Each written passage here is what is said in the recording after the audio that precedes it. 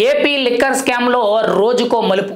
ఇప్పుడు తాజాగా చూసుకుంటే ఏపీ లిక్కర్ స్కామ్ కి సంబంధించిన కీలకమైన నిందితుల్లో భారతీ సిమెంట్స్ డైరెక్టర్ గా ఉన్న గోవిందప్పని ముఖ్యంగా ఏపీ సిట్ అధికారులు అరెస్ట్ చేయడం అయితే జరిగింది. పక్కాగా పగడ్బందీగా ప్లాన్ ప్రకారంతో ఆయన్ని పట్టుకోవడం అయితే జరిగింది. ఆయన ఆల్రెడీ ఆయనతో పాటు కీలకంగా చూసుకుంటే ఏపీ సీఎంఓ మాజీ కార్యదర్శిగా ఉన్న ధనుంజయ రెడ్డి, కృష్ణమోహన్ రెడ్డి, ముఖ్యంగా గోవిందప్ప వీళ్ళ ముగ్గురు కూడా A31, A32, A33 ఈ ఏపీ లిక్కర్ స్కామ్ లో నిందితులుగా ఉండడం అయితే జరిగింది. అయితే గత వారం కిందట వీళ్ళు హైకోర్టులో ముందస్తు బెయిల్కి అప్లై చేయడం జరిగింది. కానీ హైకోర్టు తిరస్కరించి కింది స్థాయి న్యాయస్థానంలో చూసుకోండి అని చెప్పి వాళ్ళకి బెయిల్ మంజూరు చేయడం అనేది జరగలేదు. కానీ వెంటనే కూడా సిట్ అధికారులు వీళ్ళ ముగ్గురికి కూడా అంటే ధనుంజయ రెడ్డి గారికి, కృష్ణమోహన్ రెడ్డి గారికి, గోవిందప్పకి వీళ్ళ ముగ్గురికి కూడా కీలకంగా సిట్ అధికారులు విచారణకు హాజరు కావాలని చెప్పి ఆదివారం రోజు విచారణకు హాజరు కావాలని చెప్పి నోటీసులు జారీ చేశారు సిట్ అధికారులు. కానీ ఆదివారం రోజు విచారణకు హాజరు కాకుండా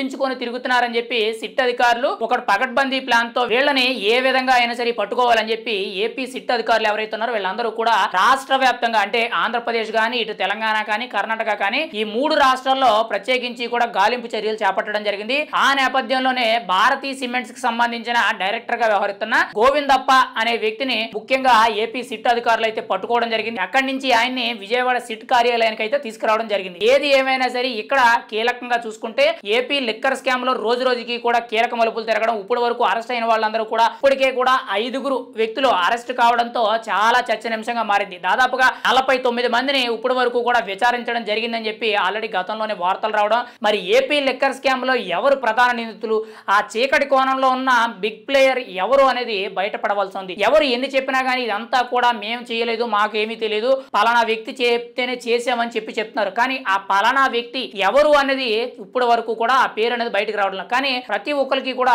తెలిసిన పేరైనట్టు మాట్లాడడం అయితే జరుగుతుంది. ఏది ఏమైనా సరే గతంలో ముఖ్యంగా ఏపీ లిక్కర్ స్కామ్ కి కానీ, ముఖ్యంగా డిజిలరీస్ కి సంబంధించే కానీ అక్కడ ఎంతెంత మద్యం అమ్మకాలు జరగాలి, ఎంతెంత కమిషన్లు తీసుకోవాలి, డిజిలరీస్ నుంచి ఎంత తీసుకోవాలి, ఇటు మద్యం అమ్మకాలు ఎంత తీసుకోవాలి, దాన్ని ఎక్కడి నుంచి ఎలా తీసుకురావాలి, దాన్ని ఎక్కడి నుంచి తాడేపల్లి ప్యాలెస్ కి ఏ విధంగా పంపించాలి, అక్కడి నుంచి బినామీలకు పంపించాలా, లేదంటే వేరే కంపెనీల్లో పెట్టుబడులు పెట్టాలా, లేదంటే విదేశాలకు మార్చాలా అనేది ఒక పగడ్బందీ ప్లాన్ గా జరిగిందని చెప్పి ఎన్నో ఆరోపణలు అయితే వినిపిస్తున్నాయి. ఇప్పటి వరకు కూడా దేశవ్యాప్తంగా ఎక్కడా జరగనంత భారీ స్కామ్ అనేది దాదాపుగా 3,000 కోట్లకు పైగా ఏపీలో లిక్కర్ స్కామ్ జరిగింది. అది కూడా 2019 నుంచి 2024 వరకు వైఎస్ఆర్సీపీ ప్రభుత్వ హయాంలో జరిగిందని చెప్పి చాలా గట్టి ఆరోపణలు అయితే వస్తున్నాయి. ఇప్పుడు తాజాగా చూసుకుంటే ఏపీ లిక్కర్ స్కామ్ కు సంబంధించి ఒక కీలకమైన వ్యక్తిని భారతీ సిమెంట్స్ డైరెక్టర్ గా ఉన్న గోవిందప్పని అయితే అరెస్ట్ చేయడం జరిగింది. మరికొద్ది రోజుల్లోనే ఏపీ లిక్కర్ స్కామ్ లో ఇంకా కీలకమైన పరిణామాలు వచ్చే అవకాశం ఉందన్నట్టు మనకైతే తెలుస్తుంది.